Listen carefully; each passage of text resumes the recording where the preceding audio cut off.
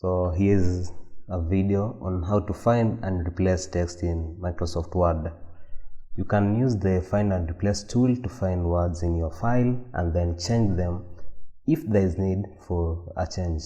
There are times when you make mistakes while typing, or you may need to change some text quickly. This tool will assist you in doing that.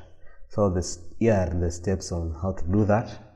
First of all, make sure you are on your home tab on your ribbon. Then you'll go all the way to the right. Here you'll find the replace tool. On this replace icon, you can just click on that. Then there's a pop-up.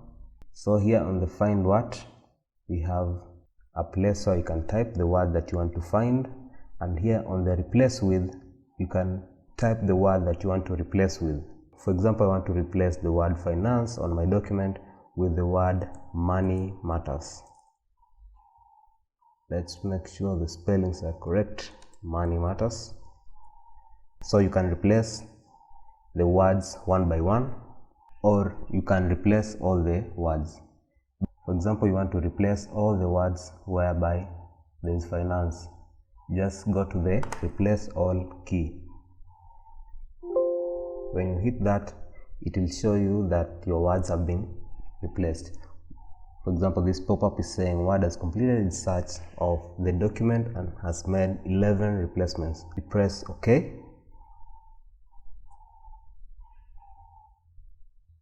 So when you go back to your document, you can see Money Matters has replaced all the possibilities where we had finance on our document. You see, that is how the find and replace works. Let's recap. We just go to the home tab, then to the right, find the replace icon, press that, a pop-up comes up. On the pop-up, you type the word you want to replace with and the original word. So that's how you go about it. Then you can finish by saying replace all. Thank you for watching.